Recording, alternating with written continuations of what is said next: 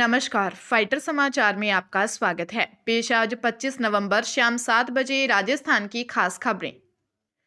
राजस्थान विधानसभा की तस्वीर चुनाव नतीजों के बाद बदल गई है। गत वर्ष हुए चुनावों में 115 सीटों पर जीत दर्ज करने वाली भाजपा के सदस्यों की संख्या एक विधायक के निधन से घटकर 114 रह गई थी, जो अब बढ़कर 119 हो गई है। कांग्रेस ने तब 70 सीटों पर जीत दर्ज की थी। अब सदन में उसके 66 विधायक ही नजर आएंगे। राष्ट्रीय लोकतांत्रिक पार्टी का तो सदन में अब एक भी सदस्य नहीं बचा। वहीं बीएपी ने 84 की सीट जीतकर अपनी संख्या यथावत रखी है।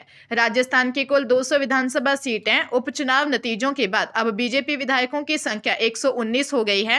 वहीं कांग्रेस के 66 विधायक ही रह गए हैं। इसके अलावा बसपा के 2, बीएपी के 4, आरएलडी 1 और निर्दलीय 8 विधायक हैं। राजस्थान में 1000 नए आंगनबाड़ी केंद्र खोले जाएंगे। इसके लिए महिला एवं बाल विकास विभाग के शासन सचिव महेंद्र सोनी ने आदेश जारी कर दिए हैं। सभी नए खोले जाने वाले आंगनबाड़ी केंद्रों का संचालन 14 दिसंबर तक शुरू हो जाएगा। इनके संचालन के लिए संबंधित जिले के महिला एवं बाल विकास विभाग के उप निदेशकों को निर्धारित स्थान पर इन्हें शुरू करने के निर्देश दिए गए हैं। जब तक इन स्वीकृत केंद्रों के लिए आंगनबाड़ी कार्यकर्ता और सहायक का चयन नहीं हो जाता, तब तक निकट के आंगनबाड़ी केंद्र की संचालिका को इसकी जिम्मेदारी दी जाएगी। नए खोले जाने वाले आंगनबाड़ी केंद्रों को खोले जाने से पहले संचालित हो रहे आंगनबाड़ी केंद्रों की परिधि, वार्ड का निर्धारण नए सिरे से किया जाएगा, ताकि 0 से 6 वर्ष के बच्चे, गर्भवती, धात्री महिलाओं तथा किशोरी बालिकाओं का दोहरीकरण नहीं हो। राजस्थान की हॉट सीट में शामिल दौसा से कैबिनेट मंत्री किरोड़ी लाल मीणा के भाई जगमोहन मीणा की हार की सियासी गलियारों में सबसे ज्यादा चर्चा है। छोटे भाई के लिए प्रचार के दौरान गले में भिक्षाम देही तक का बोर्ड लटकाकर किरोड़ी ने वोट मांगे, लेकिन जीत नहीं मिली। लोकसभा चुनाव के बाद किरोड़ी लाल मीणा ने मंत्री पद से इस्तीफा दे दिया था। इस्तीफा वापस लेने को लेकर मान मनोबल का दौर चला, लेकिन किरोड़ी पूरी तरह से माने नहीं। दिल्ली में हाईकमान से मुलाकात भी हुई, लेकिन ज्यादा कुछ हासिल नहीं हुआ। इसके बाद वे लगातार एकला चलो की तर्ज पर सक्रिय रहे। वहीं इस हार के बाद चर्चा है कि क्या किरोड़ी का इस्तीफा मंजूर होगा या फिर कैबिनेट मंत्री के तौर पर सक्रिय हो जाएंगे या फिर नए सियासी समीकरण बनेंगे। पंजाब के लुधियाना में रेलवे स्टेशन के बाहर दिन दिहाड़े युवक की हत्या कर दी गई। रेलवे स्टेशन के बाहर शराब की दुकानें पूरी रात खुली रहती हैं। सुबह रेलवे स्टेशन के गेट पर शराब की दुकान से बियर खरीदने को लेकर 2 युवकों में कहासुनी हो गई। कहासुनी इतनी बढ़ गई कि एक युवक ने अपने दोस्तों को मौके पर बुला लिया। करीब 8 से 10 युवकों ने बियर खरीदने आए युवक पर हमला कर दिया। हमला होते देख उस युवक के 2 दोस्त मौके से भाग गए। उन्होंने पुलिस को सूचना दी। हमलावरों ने युवक पर हत्या कर दी। मृतक युवक का नाम 22 वर्षीय कमल है। कमल गुरु अर्जुन देव नगर में रहने वाला है। सूचना मिलते ही कोतवाली पुलिस मौके पर पहुंची। हमलावरों को गिरफ्तार कर मामले की जांच शुरू कर दी है। पुलिस के मुताबिक हमलावरों को गिरफ्तार कर लिया गया है। मामले की जांच की जा रही है। राजस्थान हाईकोर्ट ने 100 वर्ग गज से कम आकार की संपत्ति पर यूडी टैक्स का नोटिस रिश्तेदार के नाम जारी कर संपत्ति को सील करने की कार्रवाई को अवैध करार दिया है। अदालत ने सील को तत्काल हटाने का आदेश दिया है। यह फैसला मुख्य न्यायाधीश MM श्रीवास्तव और न्यायाधीश आशुतोष कुमार की खंडपीठ ने सैनी स्टोन बिल्डिंग मटेरियल की ओर से दायर याचिका पर सुनवाई करते हुए दिया। याचिकाकर्ता के अधिवक्ता सुनील कुमार सिंगोदिया ने अदालत को बताया कि भरतपुर नगर निगम ने 11 सितंबर को याचिकाकर्ता की संपत्ति को यूडी टैक्स जमा नहीं कराने के आधार पर सील कर दिया। उन्होंने तर्क दिया कि याचिकाकर्ता फर्म का प्रोपराइटर हरेंद्र सैनी है, लेकिन नोटिस उसके नाम पर जारी करने के बजाय रिश्तेदार रामगोपाल सैनी के नाम पर भेजा गया। याचिकाकर्ता में यह भी बताया कि राजस्थान नगर पालिका अधिनियम के तहत टैक्स वसूली की विस्तृत प्रक्रिया होती है, जिसमें संबंधित पक्ष को वैध नोटिस देना शामिल है। इस प्रक्रिया का पालन किए बिना संपत्ति को सील करना नियमों का उल्लंघन है। डीग जिले की नगर थाना पुलिस ने साइबर ठग को गिरफ्तार किया है। आरोपी महंगे फुल डीजे साउंड सस्ते दामों में बेचने के नाम पर ठगी करता था। आरोपी के 2 साथियों को पुलिस ने पहले ही गिरफ्तार कर लिया था। आरोपी बुर्जा स्टैंड दुदावल गांव में घूम रहा था। मुखबिर की सूचना पर पुलिस ने उसे गिरफ्तार किया। थानाधिकारी विनोद कुमार ने बताया कि 3 सितंबर को बुर्जा गांव से सुंदरवाली रोड के पास खेतों में दबिश देकर साइबर ठगों को पकड़ा गया था।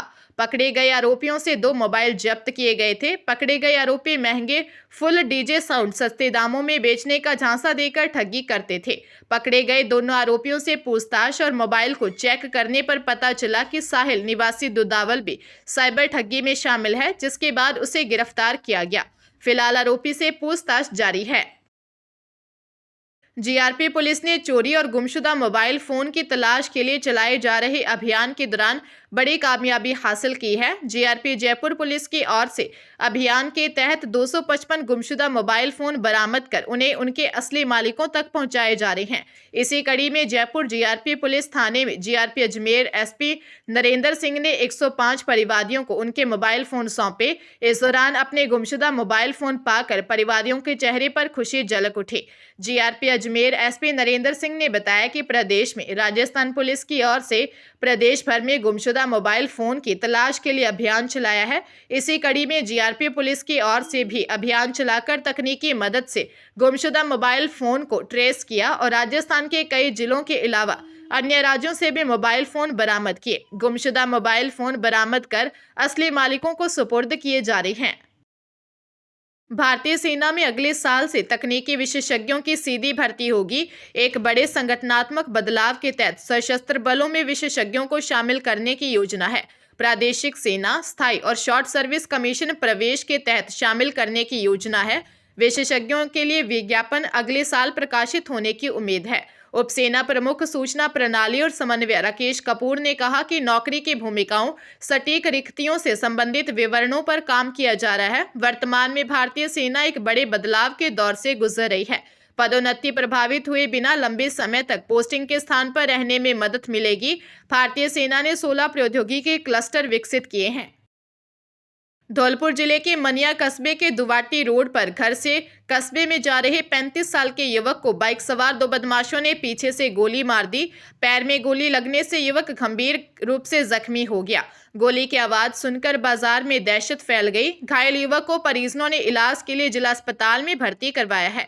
जिला अस्पताल चौकी इंचार्ज एएसआई प्रेम सिंह ने बताया, मनिया कस्बे में एक युवक पर फायरिंग की गई है। युवक फायरिंग की घटना में जख्मी हुआ है। मामले से स्थानीय मनिया थाना पुलिस को अवगत करवा दिया गया है। उधर जिला अस्पताल पहुंची मनिया थाना पुलिस ने घायल युवक के घटना से संबंधित पर्चा बयान लिए हैं। थाना प्रभारी नरेश शर्मा ने बताया कि मुकदमा दर्ज कर लिया गया है।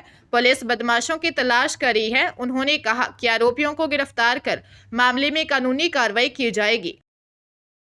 राजसमंद जिले के मुखर्जी चौराहा निवासी राजकुमार वैष्णव की दुकान में घुसकर मिठाई बिखरने व जान से मारने की धमकी देने का मामला सामने आया। उन्होंने पुलिस को दी रिपोर्ट में बताया कि मेरी एक दुकान बजरंग चाट के नाम से मुखर्जी चौराहे पर है। आरोपी चिड़ी वैष्णव करीब 6 माह से दुकान पर आकर मेरे व मेरे पिता बालू दास से गाली गलौज कर दादागिरी करता है। कहता है कि मैं लॉरेंस बिश्नोई गैंग का आदमी हूँ, यहाँ दुकान चलानी है तो मुझे हर माह 20,000 रुपये देने होंगे, रुपए नहीं दिए तो दुकान बंद करवा दूंगा। आरोपी मुझे व मेरे पिता को डरा धमका कर कभी 500 कभी 1000 रुपए ले जाता रहा है। आरोपी चिड़ी वैष्णव कभी कभी उसकी गैंग के साथ दुकान पर आकर दादागिरी से रुपयों की वसूली करता है। 5 दिन पहले आरोपी दुकान में घुसा व मेरे व पिता से गाली गलौज की, साथ ही जान से मारने की धमकी दी और दुकान में सामान तोड़ दिया। पुलिस ने इस संबंध में मामला दर्ज कर जांच शुरू कर दी है।